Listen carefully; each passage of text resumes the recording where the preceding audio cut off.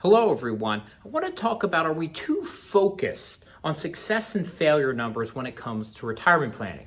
There was a really fun article in the recent Journal of Financial Planning, one of the leading publications to really dissect and understand financial planning, called Retirement Planning Is One Number Enough, which was published in the fall of 2023 by Dr. Javier Estrada, who's done some great retirement planning work before. And what he really looks at here, right, is that there's been too much focus on a single variable number when it comes to retirement planning, and this can often lead to misleading results. And what number is that? Well, we've often looked at the success or failure rate of something. So think about the 4% finding, right, by Bill Bengen. And that we've looked at this over and over and over to make retirement planning decisions around what strategy might be best for our outcomes. But the reality is this research misses some things. That failure rate misses the timing of failure. Did you fail early in retirement, 3 years in, or in 35 years? And the magnitude of failure, how much did we fail by? So like the total amount, did we leave a large legacy or bequest? So the thing about all of this, though, fundamentally from a human standpoint, is retirement is not binary. It's not about success or failure. The reality is you could run out of money at year 45 of retirement and still have lived the happiest, best retirement you ever could have because you gave a lot back to your community. You had a massive impact on the world, right? Goals can be things besides not meeting a spending plan for all 30 years without making adjustments to it. People adjust. It's not a straight line.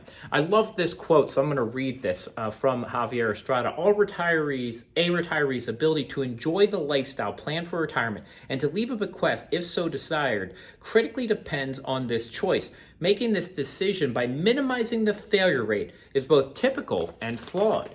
This is how most people look at it, right? Let's decide which plan minimizes failure rate in the portfolio. Javier Estrada in this article suggests a different framework. He suggests, instead of looking at this binary success or failure and failure rate being the main one, instead use something he calls a risk-adjusted coverage ratio.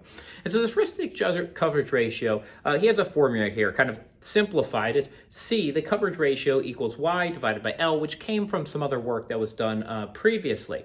And so Y is the number of inflation-adjusted years in which you sustain withdrawal. So it could be 27 years, 36 years.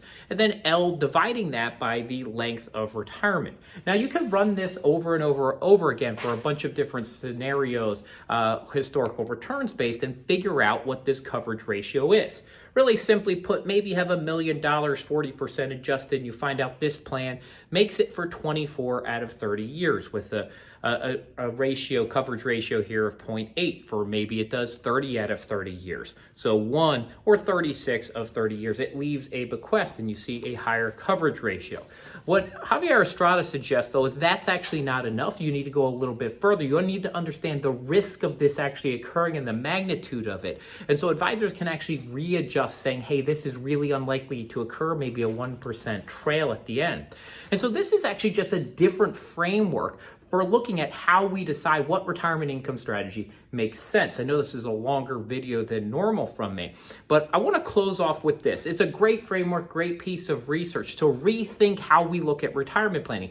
Maybe that strategy is too complex for you. It's one of the benefits of the success and failure one is that it is so simplistic, but again, has a lot of downsides. So remember, when you're looking at retirement income, pick strategies that resonate with you, that you can understand, you can demonstrate, you can explain, you can test, and you can look at, and also put into implementation. Don't overly focus or rely on one number, like a failure rate. And lastly, remember that success is not binary, and neither is retirement, right? We can have a great retirement without meeting one particular number or metric. Stay safe and healthy, everyone.